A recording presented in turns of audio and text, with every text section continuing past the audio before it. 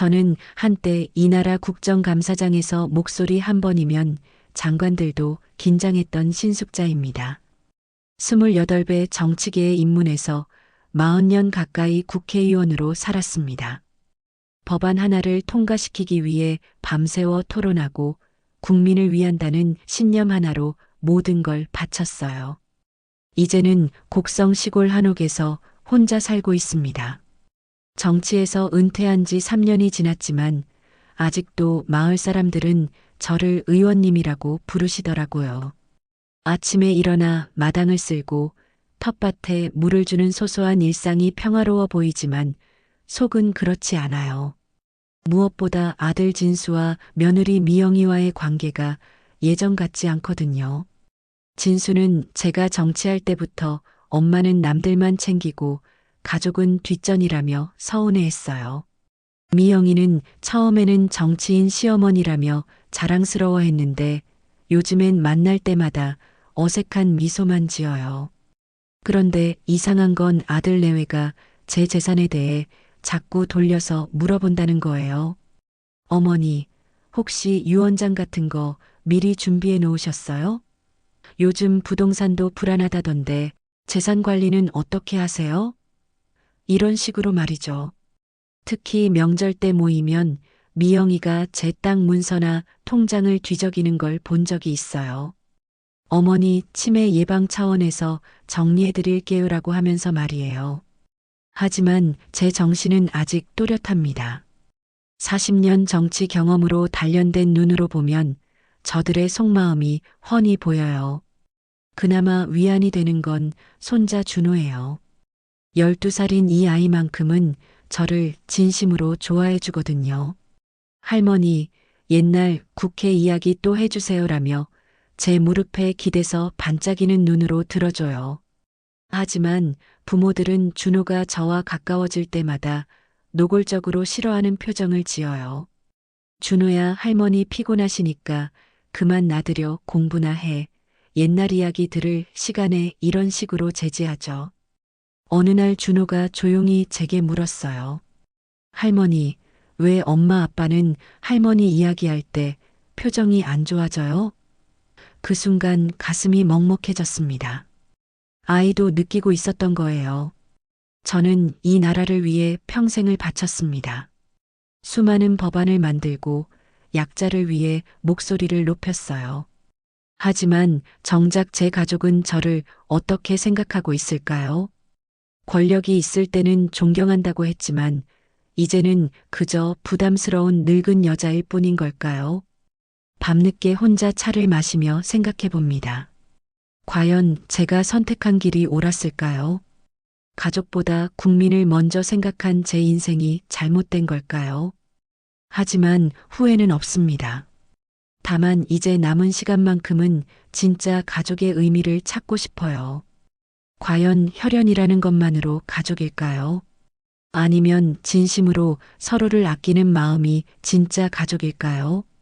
아직 답을 모르겠습니다. 하지만 곧 알게 될 것 같아요. 요즘 저의 하루는 참 단조롭습니다. 아침 6시에 일어나서 혼자 차례상 차리듯 정성스럽게 상을 차려요. 된장찌개, 나물 반찬, 그리고 갓 지은 흰쌀밥. 예전에는 가족들과 함께 둘러앉아 먹었던 식탁인데 이제는 저 혼자만의 공간이 됐어요.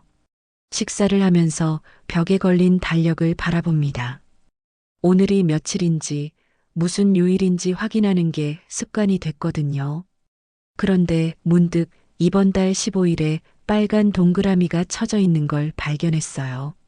아, 진수와 미영이의 결혼 기념일이었구나. 작년에는 미영이에게 축하 문자라도 보냈는데 답장이 없더라고요. 감사합니다라는 짧은 답만 왔었죠. 올해는 아예 연락을 안 했어요. 어차피 관심도 없을 텐데 괜히 부담만 줄 것 같아서요. 혼자 밥을 먹다 보니 자꾸 이상한 증상이 나타나기 시작했어요. 가슴이 두근두근 뛰고 갑자기 숨이 차는 거예요.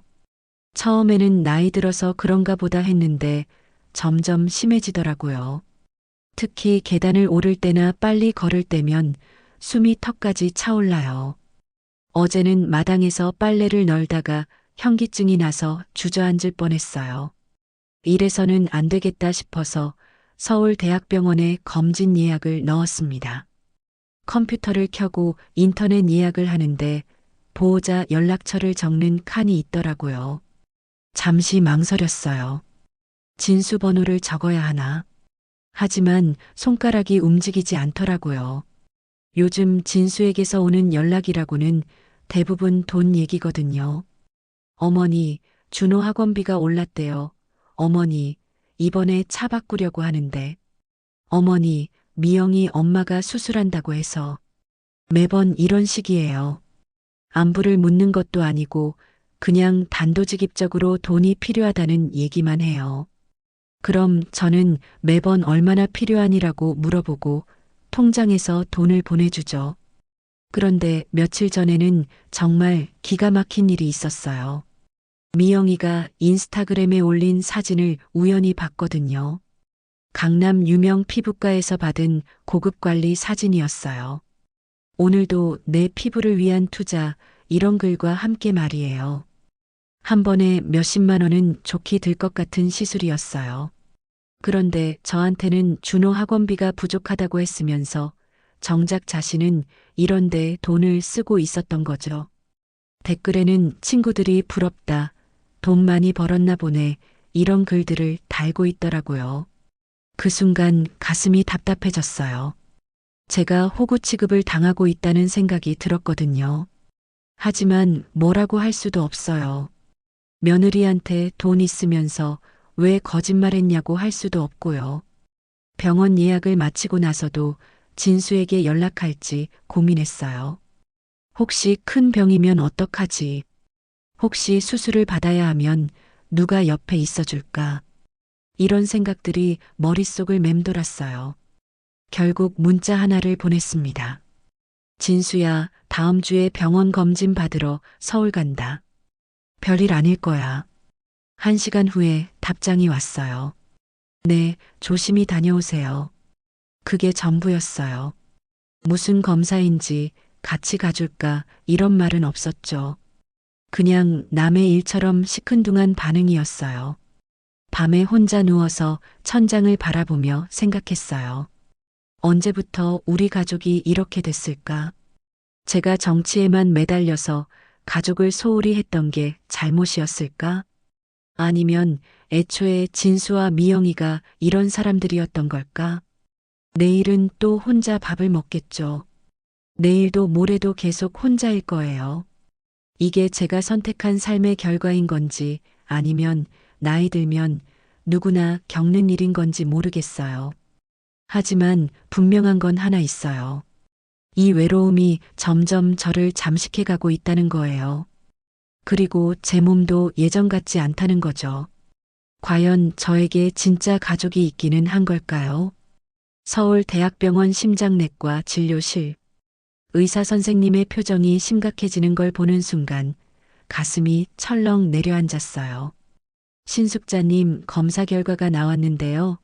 모니터를 가리키며 설명하시는데 제 심장 사진이 화면에 떠 있었어요. 심장 판막이 급격히 퇴행하고 있습니다. 대동맥 판막 협착증이 상당히 진행된 상태예요.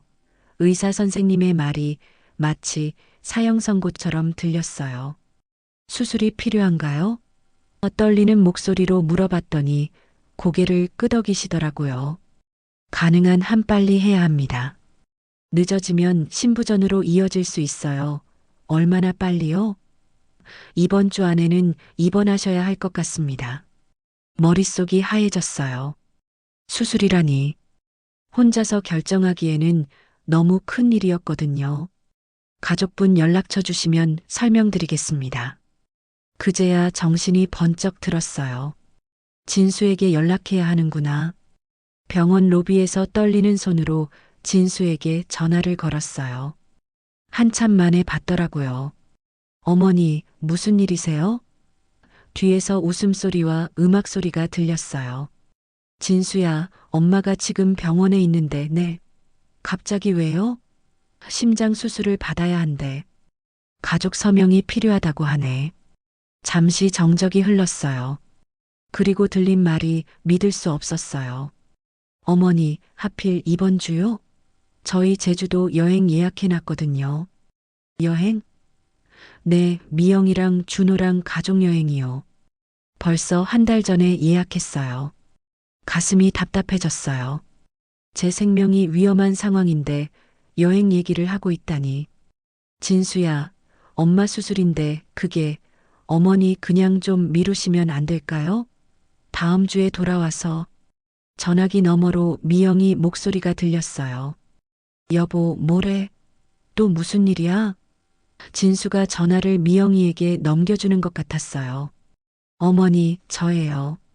무슨 일이세요? 미영이 목소리에는 짜증이 섞여 있었어요. 미영아, 엄마가 심장 수술을 받아야 한대 어머니. 그냥 돌아오시면 안 돼요? 저희 진짜 오랜만에 가족여행인데. 그 순간 눈물이 핑 돌았어요. 제가 죽을 수도 있는 상황인데 여행이 더 중요하다는 거잖아요. 응급 상황이라고 하는데, 에이, 어머니. 그럼 혼자 받으시면 되잖아요. 요즘 의학기술 좋다며. 전화가 끊어졌어요.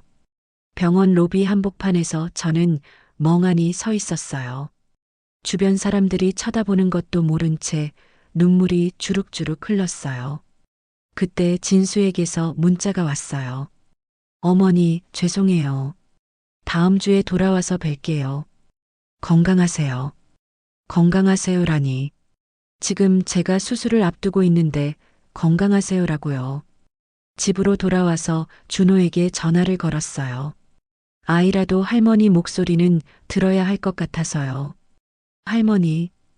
준호의 밝은 목소리가 들렸어요. 준호야, 할머니가 할머니, 왜 목소리가 이상해요? 우세요? 역시 아이는 달랐어요. 제 목소리만 들어도 제가 울고 있다는 걸 알아차리더라고요. 할머니가 잠깐 병원에 입원해야 할 것 같아. 왜요? 많이 아파요? 조금 아프긴 한데 곧 나을 거야. 준호가 갑자기 울음을 터뜨렸어요. 할머니, 죽지 마세요. 제발 죽지 마세요, 준호야. 왜 그래, 엄마가 그랬어요. 할머니 나이 많으니까 언제 죽을지 모른다고. 그 순간 정말 화가 났어요.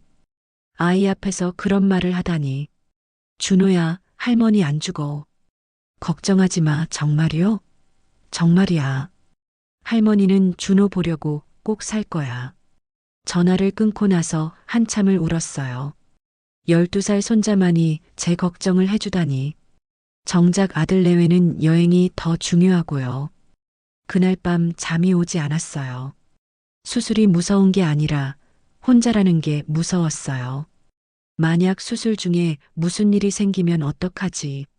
마지막 말도 제대로 못하고 가는 건 아닐까? 새벽까지 뒤척이다가 결심했어요. 혼자서라도 해야 할 일은 해야겠다고. 가족이 없어도 살아야겠다고. 하지만 마음 한편으로는 서러웠어요. 40년간 이 나라를 위해 살았는데 정작 제 가족은 저를 이렇게 대하다니. 과연 제가 잘못 산 걸까요? 아니면 애초에 이들은 가족이 아니었던 걸까요? 수술 전날 밤 병원 침대에 혼자 누워 있었어요. 간호사가 수술 동의서를 가져왔는데 보호자 서명란이 비어 있더라고요. 가족분은 언제 오세요? 가족은 없어요. 혼자 할게요. 간호사의 놀란 표정이 아직도 눈에 선해요. 떨리는 손으로 제 이름을 적었습니다. 신숙자. 이 서명이 혹시 제 마지막 서명이 될 수도 있겠다는 생각이 들었어요. 그러자 갑자기 해야 할 일이 떠올랐어요. 유언장을 써야겠다고. 병실에서 변호사에게 전화를 걸었어요. 선생님, 급한 일이 생겼습니다. 유언장을 작성하고 싶어요. 의원님, 무슨 일이세요? 내일 심장 수술을 받는데 혹시 모르니까요. 다음 날 아침 일찍 변호사가 병원에 왔어요. 유언장을 작성하면서 많은 생각이 들었어요. 평생 모은 재산이 꽤 됐거든요. 곡성 한옥, 서울 아파트, 그리고 적지 않은 예금. 재산을 어떻게 처분하실 건가요? 변호사가 물었을 때 저는 이미 결심한 상태였어요. 전 재산을 사회공익재단에 기부하겠습니다. 정말요? 가족분들은? 가족은 없다고 생각해 주세요. 유언장에 적었어요. 교육 소외 계층을 위한 장학재단 설립, 농촌 지역 의료 지원 사업, 독거노인 돌봄센터 운영비, 이런 것들에 제 재산을 쓰고 싶었어요. 유언장을 봉인하고 나서 진수에게 마지막 문자를 보냈어요. 진수야, 엄마가 내일 수술 받는다. 혹시 무슨 일 생기면 연락 부탁한다. 답장은 오지 않았어요. 수술 당일 아침, 수술복으로 갈아입고 수술실로 이동하는 침대에 누웠어요. 복도를 지나가면서 다른 환자들을 봤는데 모두 가족들이 옆에서 걱정스러운 표정으로 지켜보고 있더라고요. 괜찮을 거야. 금방 끝날 거야. 이런 격려의 말들이 들렸어요. 제 침대 옆에는 아무도 없었어요. 간호사만 옆에서 괜찮으세요? 라고 물어볼 뿐이었죠. 수술실 문 앞에서 마지막으로 하늘을 바라봤어요. 준호 얼굴이 떠올랐어요. 할머니, 죽지 마세요. 그 아이의 울음소리가 귓가에 맴돌았어요. 적어도 준호를 위해서라도 살아야겠다고 생각했어요. 수술이 끝나고 회복실에서 깨어났을 때였어요. 간호사가 말했어요. 수술 잘 됐어요. 보호자분께 연락드릴까요? 괜찮아요. 혼자 있을게요. 그런데 저녁 무렵에 놀라운 일이 벌어졌어요. 진수와 미영이가 급하게 병실로 들어온 거예요. 어머니, 진수가 헐레벌떡 뛰어왔어요. 어머니, 괜찮으세요? 왜 연락을 안 하셨어요? 미영이도 걱정스러운 표정을 지었어요. 하지만 뭔가 이상했어요. 둘의 표정에서 진짜 걱정보다는 다른 감정이 느껴졌거든요. 여행은 어떻게 했니? 아, 그거요? 취소했어요. 어머니 수술인데 여행이 무슨 소용이에요. 진수가 말했지만 목소리에 진정성이 없었어요. 그때 미영이가 물었어요. 어머니, 혹시 수술 전에 뭔가 준비해 놓으신 건 없어요? 무슨 준비? 그러니까 만약을 대비해서 유언장 같은. 아, 그제야 알겠더라고요. 이들이 왜 갑자기 나타났는지. 제가 위독하다는 소식을 듣고 유산 때문에 온 거였어요. 왜 그런 걸 물어보니? 아니에요. 그냥 혹시나 해서요. 미영이가 어색하게 웃었어요. 그날 밤 진수와 미영이는 번갈아 가며 병실을 지켰어요. 하지만 저를 돌보는 게 아니라 계속 제 가방이나 서류를 뒤적거렸어요. 어머니, 중요한 서류는 어디 보관하세요? 어머니 통장은 어디 있어요? 점점 화가 났어요. 제가 죽을 뻔한 상황에서도 이들의 관심은 오직 돈뿐이었거든요. 다음 날 아침 미영이가 변호사 사무실에 전화하는 걸 들었어요. 네, 신숙자 씨 유언장 관련해서 문의드리는데요. 저희가 직계 가족인데 혹시 유언장 작성하신 게 있나요? 그 순간 정말 기가 막혔어요. 제가 수술해서 깨어난 지 하루도 안 됐는데 벌써 유언장을 찾고 있다니. 결국 참을 수 없어서 물었어요. 미영아, 뭘 찾고 있니? 아, 어머니. 그냥 혹시나 해서요. 혹시나가 뭐니? 어머니가 갑자기 돌아가시면 어떡하나 해서. 돌아가시면 어떡하나라니. 아직 저는 살아있는데 벌써 제 죽음을 걱정하고 있었어요. 그때 깨달았어요. 이 사람들에게 저는 이미 죽은 사람이나 다름없다는 걸. 아니, 죽어야 할 사람이라는 걸. 그래야 유산을 받을 수 있으니까요. 정말 서러웠어요. 40년 정치 인생 동안 수많은 배신을 당해봤지만 가족의 배신만큼 아픈 건 없더라고요. 그날 밤 혼자 울었어요. 제가 정말 잘못 살았나 싶어서요. 가족보다 남을 먼저 생각한 제가 바보였나 싶어서요. 하지만 이제 알겠어요. 진짜 가족이 누구인지. 그리고 제가 앞으로 어떻게 살아야 할지도요. 퇴원한 지 일주일 후 진수와 미영이가 곡성 집으로 찾아왔어요. 하지만 제 안부를 묻는 게 아니었어요. 거실 소파에 나란히 앉은 두 사람의 표정이 심상치 않았거든요. 어머니, 저희가 온 이유가 있어요. 진수가 서류 봉투를 꺼내더라고요. 뭐니, 그게? 변호사 사무실에서 확인했어요. 어머니가 유언장을 작성하셨더라고요. 가슴이 쿵했어요. 벌써 알아냈구나. 그래서, 어머니, 이건 아니잖아요. 미영이가 목소리를 높였어요. 우리가 뭘 잘못했다고 전 재산을 남에게 주신다는 거예요? 남이 아니야. 사회에 기부하는 거지, 어머니. 저희는 가족이에요. 혈육이라고요. 혈육이라는 말에 웃음이 나왔어요. 제가 수술받을 때는 여행이 더 중요하다던 사람들이 이제 와서 가족을 말하다니. 그래, 가족이 맞지. 그런데 가족이라면 제가 수술받을 때 옆에 있어줬어야 하는 거 아니니? 어머니, 그건 여행이 더 중요했잖아.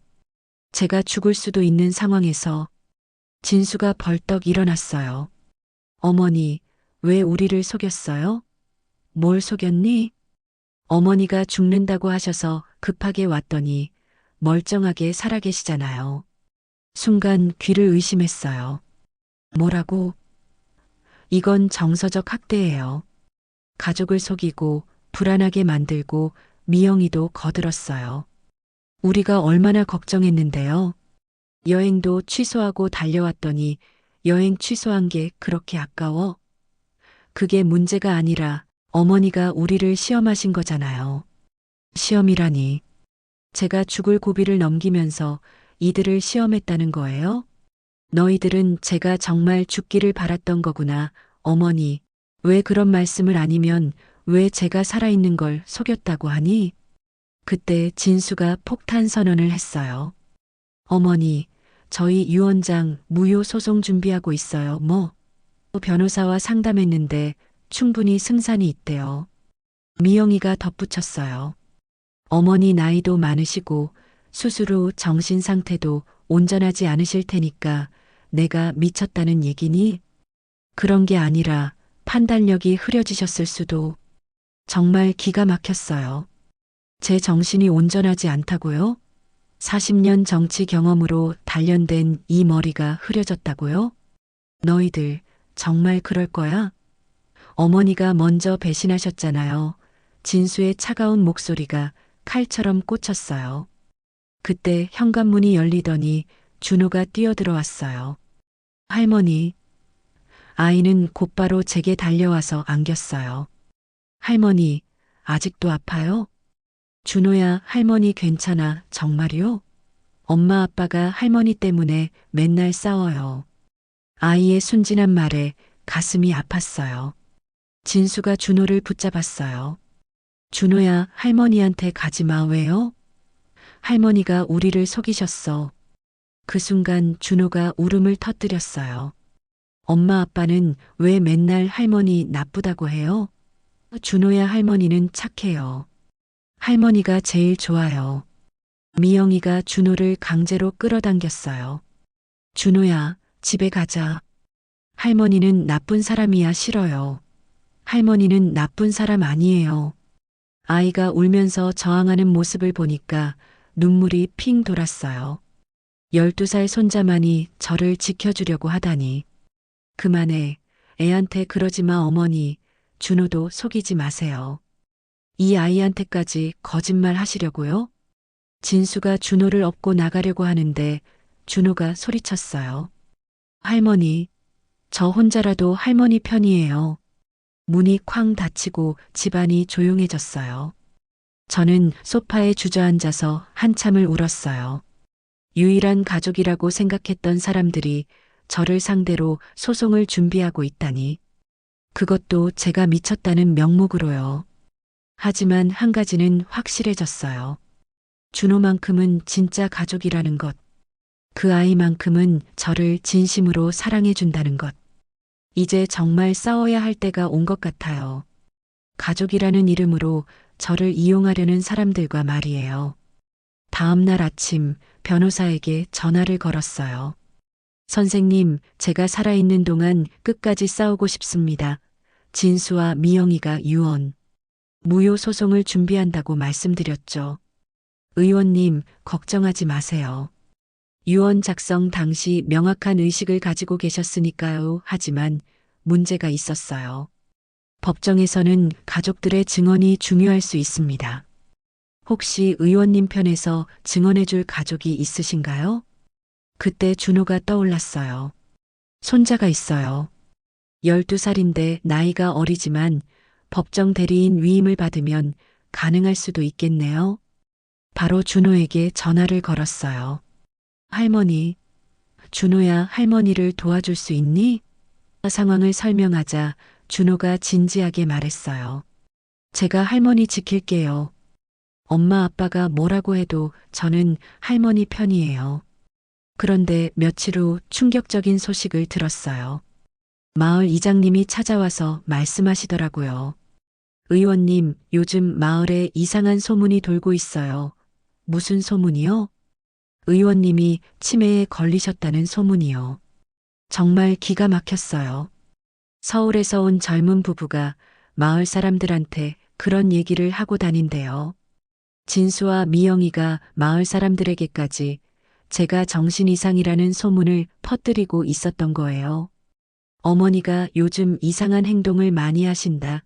기억력도 많이 떨어지셨다. 이런 식으로 말이에요. 더 놀라운 건 정치할 때 함께했던 동료들조차 저를 멀리하기 시작한 거예요. 김 전 의원이 전화했는데 목소리가 어색하더라고요. 숙자야, 요즘 어떻게 지내니? 잘 지내고 있어. 왜? 그냥 몸조리 잘하고 뭔가 말을 아끼는 것 같았어요. 나중에 안사실이지만 진수와 미영이가 정치인 모임에까지 연락을 했더라고요. 저희 어머니가 요즘 판단력이 많이 흐려지셨어요. 혹시 이상한 연락 오면 저희한테 먼저 연락 주세요. 제 사회적 관계까지 차단하려고 했던 거죠. 그런데 더 가슴 아픈 일이 벌어졌어요. 준호가 울면서 전화를 걸어온 거예요. 할머니, 저 혼자 할머니 집에 갈 수 없을 것 같아요. 왜? 무슨 일이야? 엄마 아빠가 저 감시해요. 할머니한테 전화하는 것도 못하게 해요. 미영이 목소리가 들렸어요. 준호야, 전화 끊어. 엄마 잠깐만요. 할머니는 나쁜 사람이라고 했잖아. 더 이상 연락하지 마. 전화가 끊어졌어요. 그리고 다시는 준호에게서 연락이 오지 않았어요. 아들 내외가 유명한 로펌 변호사를 선임했다는 소식도 들렸어요. 신숙자 씨의 정신 감정을 요청하겠다. 치매 초기 증상으로 판단력이 흐려진 상태에서 작성된 유언장은 무효 이런 주장을 펼칠 거라고 하더라고요. 저는 정말 화가 났어요. 제가 40년 정치 경험으로 단련된 정신이 흐려졌다고요? 국정감사에서 장관들을 상대로 논리정연하게 따져 물었던 이 머리가 이상하다고요? 변호사와 함께 대응 전략을 세웠어요. 의원님, 이들의 목적이 뭔지 명확히 해야 합니다. 돈이죠. 제 유산이 목적이에요. 그때 마을 이장님이 중요한 정보를 주셨어요. 의원님, 며칠 전에 부동산 중개업소 사람이 와서 의원님 집 시세를 알아봤대요. 정말요? 네, 의원님 아들이 부탁했다고 하더라고요. 아, 그래서 그렇게 급하게 소송을 준비했구나. 제 재산 규모를 정확히 파악하고 나서 움직인 거였어요. 이제 알겠어요. 이들에게 저는 가족이 아니라 그냥 돈덩어리였던 거죠. 사랑하는 어머니가 아니라 처분해야 할 리스크였던 거예요. 하지만 저도 만만하지 않아요. 40년 정치판에서 살아남은 사람이거든요. 이제 진짜 싸움이 시작된 거예요. 드디어 법정에 서는 날이 왔어요. 가정법원 제3호 법정. 저는 검은 정장을 입고 당당하게 들어섰어요. 40년 정치 경험이 이런 때 도움이 되더라고요. 반대편에는 진수와 미영이가 앉아 있었어요. 저를 보더니 고개를 돌려버리더라고요. 마치 모르는 사람처럼 말이에요. 재판장이 들어오고 재판이 시작됐어요. 진수 측 변호사가 먼저 주장을 펼쳤어요. 신숙자 씨는 수술 후 정신적 충격으로 판단력이 크게 저하된 상태였습니다. 그러면서 증거라며 내놓은 게 정말 기가 막혔어요. 제가 마을에서 혼자 중얼거렸다는 목격담, 이상한 행동을 했다는 이웃들의 진술서, 모두 거짓이었어요. 또한 피신청인은 가족들을 의도적으로 속이고 정서적 학대를 가했습니다. 미영이가 증언대에 섰어요. 어머니가 죽는다고 거짓말해서 저희를 불안하게 만들었어요. 정말 뻔뻔했어요. 제가 수술 받을 때는 여행이 더 중요하다던 사람이 이제 와서 불안했다고요. 그리고 손자에게도 안 좋은 영향을 미쳤습니다. 진수가 증언했어요. 준호가 할머니 때문에 집에서도 우울해하고 공부에도 집중하지 못해요. 그때 뒤쪽에서 작은 목소리가 들렸어요. 그건 거짓말이에요. 돌아보니 준호가 서 있었어요. 언제 법정에 들어왔는지 모르겠지만 아이의 눈에는 눈물이 가득했어요. 할머니는 저한테 나쁜 일 안 했어요. 판사가 말했어요. 어린이는 방청석에서 조용히 하지만 준호는 계속 말했어요. 엄마 아빠가 거짓말하고 있어요. 할머니는 좋은 사람이에요. 진수가 벌떡 일어나서 준호를 끌어당겼어요. 준호야, 조용히 해 싫어요. 할머니는 나쁜 사람 아니라고요. 그 순간 법정 안이 술렁거렸어요. 12살 아이가 부모를 상대로 할머니를 변호하고 있는 모습에 사람들이 놀란 거죠. 판사가 잠시 휴정을 선언했어요. 휴게 시간에 준호가 제게 뛰어왔어요. 할머니, 괜찮으세요? 준호야, 어떻게 여기까지? 학교에서 빠져나왔어요. 할머니 혼자 두면 안 될 것 같아서. 그때 미영이가 다가와서 준호를 붙잡았어요. 준호야, 집에 가자 싫어요. 저는 할머니랑 있을 거예요. 엄마 말 안 들을 거야? 준호가 제 손을 꼭 잡으며 말했어요. 엄마, 왜 할머니한테 이렇게 해요? 할머니가 뭘 잘못했어요? 미영이의 얼굴이 빨갛게 달아올랐어요. 너는 몰라도 돼. 어른 일이야. 그때 진수도 다가왔어요. 준호야, 할머니가 우리 돈을 다른 사람들한테 주려고 해. 그게 뭐가 나빠요? 우리 가족 돈인데 남한테 주면 안 되지. 준호가 고개를 저었어요. 할머니 돈은 할머니 거예요. 엄마 아빠 돈 아니잖아요. 이해가 지금 진수가 화를 내려는 순간 판사가 다시 입정했어요. 재판이 재개되고 제가 증언대에 섰어요. 저는 정신이 온전합니다. 목소리에 힘을 주어 말했어요. 40년간 국정감사에서 장관들을 상대로 논리적 질의를 했던 사람입니다. 유언장 작성도 신중하게 결정한 일입니다. 제 재산을 사회에 환원하겠다는 것은 정치인으로서 마지막 책임이라고 생각합니다. 그러자 진수 측 변호사가 반박했어요. 하지만 가족을 배제한 채 일방적으로 결정하신 것 아닙니까? 가족이라고 하시는데 제가 수술받을 때 그 가족들은 어디 있었습니까? 법정이 조용해졌어요. 저는 혼자 수술 동의서에 서명했고 혼자 수술실에 들어갔습니다. 그때 가족이라는 분들은 여행이 더 중요하다고 하셨죠. 판사가 진수를 바라봤어요. 피신청인의 주장에 대해 어떻게 생각하십니까? 진수가 어물쩡거리며 대답했어요. 그건 그때 상황이 어머니가 갑자기 그런 얘기를 하셔서. 그때 뒤에서 준호의 목소리가 들렸어요. 아빠는 그때 제주도 호텔 예약만 확인했어요. 진수의 얼굴이 새파랗게 질렸어요. 아이가 모든 걸 다 보고 있었던 거죠. 판사가 준호를 바라보며 말했어요. 어린 친구, 할머니에 대해 어떻게 생각하니? 할머니는 세상에서 제일 좋은 사람이에요.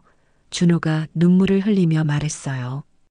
할머니가 저한테 나쁜 짓 한 적 없어요. 오히려 엄마 아빠가 할머니한테 나빠요. 그 순간 법정에 정적이 흘렀어요. 12살 아이의 순수한 증언이 모든 거짓을 무너뜨린 거죠. 판사가 최종 판결을 내렸어요. 신숙자 씨의 유언장은 유효합니다. 정신적 능력에 아무런 문제가 없으며 자유로운 의사에 따라 작성된 것으로 판단됩니다. 판결이 나자마자 진수와 미영이가 저를 향해 소리쳤어요. 어차피 곧 죽을 거야. 우리 없이 혼자 살아봐. 그 막말을 법정에서 하다니. 하지만 저는 당당했어요. 준호가 제 손을 꼭 잡고 있었거든요. 법정을 나서면서 준호가 말했어요. 할머니, 이제 괜찮죠? 그래, 이제 괜찮아, 할머니. 저는 계속 할머니 편이에요. 그 순간 눈물이 핑 돌았어요. 진짜 가족이 누구인지 확실히 알겠더라고요. 법정에서 승리한 지 한 달이 지났어요. 저는 곡성집으로 돌아와서 새로운 삶을 시작했습니다. 마당에 있던 창고를 개조해서 마을 아이들을 위한 공부방을 만들었어요. 할머니, 이 문제 어떻게 풀어요? 선생님, 영어 단어 외우기 어려워요. 아이들의 맑은 목소리가 집안을 가득 채웠어요. 처음에는 서너 명으로 시작했는데 입소문이 나면서 10명이 넘는 아이들이 모이더라고요. 전직 국회의원이 직접 가르쳐 준다는 소문에 인근 마을에서도 아이들이 왔어요. 매주 토요일이면 준호가 기차를 타고 내려와요. 진수와 미영이는 아직도 저를 원망하고 있지만 준호만은 막을 수 없었나 봐요. 할머니, 기차역에서 뛰어나오는 준호를 보면 세상을 다 가진 기분이에요. 할머니, 이번 주도 공부방 도와드릴게요. 고마워. 준호야, 준호는 저보다 아이들을 더 잘 가르치더라고요. 이렇게 하면 쉬워져요. 저도 처음에는 어려웠는데 이렇게 외웠어요. 아이들이 준호를 형이라고 부르며 따르는 모습을 보면 흐뭇해요. 어느 날 준호가 진지하게 말했어요. 할머니, 저 커서 엄마 아빠처럼 살지 않을게요. 왜 그런 얘기를 하니? 할머니처럼 남을 도와주는 사람이 될 거예요. 그 말에 가슴이 뭉클했어요. 이 아이만큼은 제대로 키워내야겠다는 생각이 들었거든요.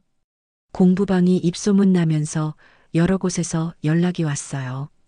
시민단체에서 협력하자고 하고 교육청에서도 지원하겠다고 하더라고요.